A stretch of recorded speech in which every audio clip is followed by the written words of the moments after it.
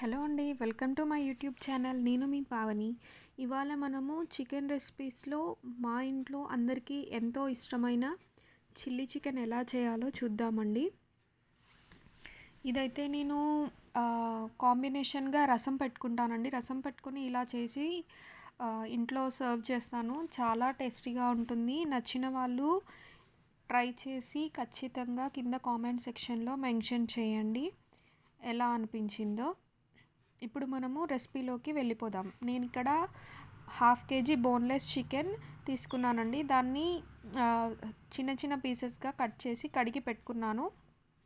ఇందులో కావాల్సిన ingredients: medium size onion, ఒక క్యాప్సికమ్, ఒక టొమాటో అండ్ 4 గ్రీన్ చిల్లీస్. వీటిని ఇందులో చూపిస్తున్న విధంగా గ్రీన్ చిల్లీస్ అండ్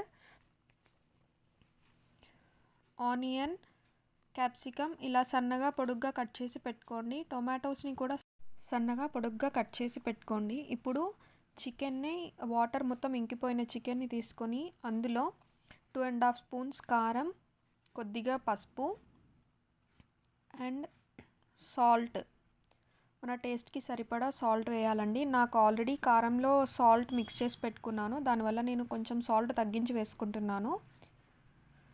అల్లం వెల్లిగడ్డ పేస్ట్ అండి 1.5 స్పూన్ వేసుకోవాలి.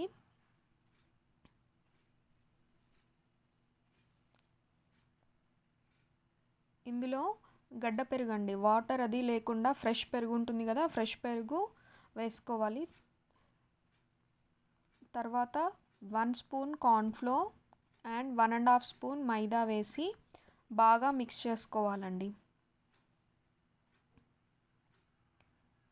మొత్తం చికెన్కి బాగా పట్టాలి మనం వేసిన కారం అన్నీ కూడా, వేసిన ఇంగ్రీడియంట్స్ అన్నీ బాగా పట్టాలండి. బాగా పట్టిన తర్వాత ఒక నిమ్మకాయని హాఫ్ చేసి, హాఫ్ నిమ్మకాయని ఇలా జ్యూస్ పిండుకోవాలండి. పిండుకొని ఇప్పుడు దానిలో కొద్దిగా ఆయిల్, మనం మ్యాగ్నేషన్ చేస్తాం కదా, అన్నిటికీ బాగా పట్టడానికి కొద్దిగా ఆయిల్ వేసి దీనికి మూత పెట్టేసి ఫ్రిడ్జ్లో పెట్టుకోండి. 1 అవర్ నానాలండి. 1 అవర్ నానిన తర్వాత ఇలా ఉంటుందండి. ఒకవేళ టైం లేదు అనుకున్న వాళ్ళు ఇన్స్టెంట్గా కూడా చేసుకోవచ్చు. ఒక కడాయి పెట్టుకొని కడాయిలో డీప్ ఫ్రైకి ఆయిల్ వేసుకొని ఇలా చికెన్ని వేసుకోవాలండి. ఆయిల్ అనేది హై ఫ్లేమ్లో పెట్టకూడదు, మీడియం టు లో ఫ్లేమ్లో పెట్టుకుంటూ ఫ్రై చేసుకోవాలి. అలా అయితేనే చికెన్ లోపల వరకు వేగుతుందండి, లేకపోతే పైన వేగుతుంది, లోపల అలానే ఉండిపోతుంది. సో మీడియం టు లో ఫ్లేమ్లో పెట్టి చికెన్ వేయించుకోవాలండి.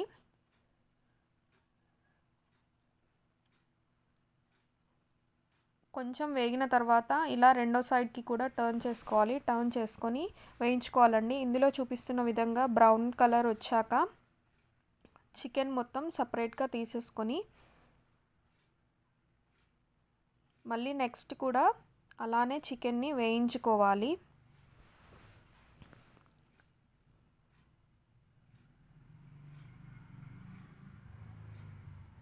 ఇలా మొత్తం చికెన్ని వేయించేసుకోవాలి.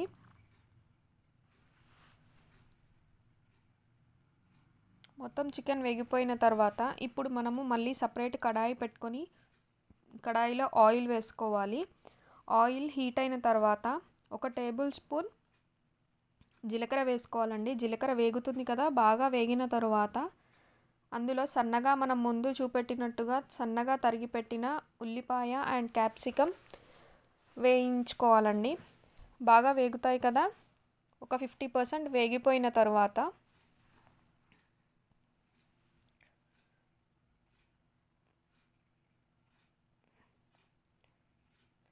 మీడియం ఫ్లేమ్లో పెట్టుకొని వేయించుకుంటూ ఉండండి. ఇప్పుడు దానిలో మనము కట్ చేసి పెట్టుకున్నాం కదా పచ్చిమిర్చి, వాటిని కూడా వేయాలి. ఇవి 3 వేగుతూ ఉండాలి, మధ్య మధ్యలో కలుపుతూ ఉండండి.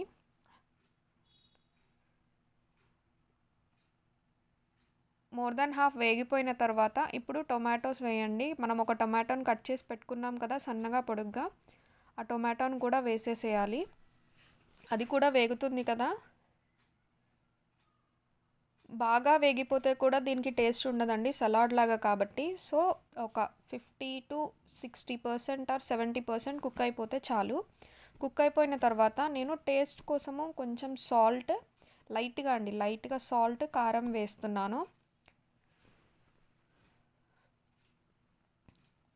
Soya sauce 1 spoon and vinegar 1 spoon వేస్తున్నాను.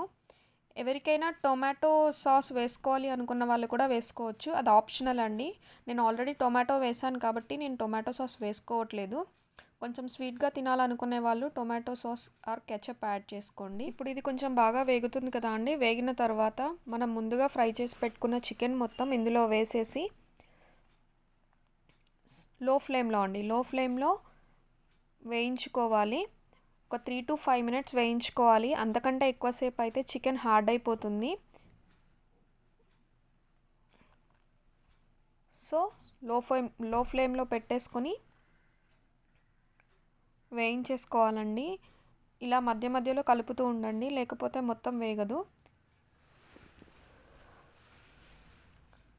3 to 5 మినిట్స్ ఇలా వేయించుకున్న తర్వాత లాస్ట్గా దీన్ని కొత్తిమీర వేసి గార్నిష్ చేసుకోండి.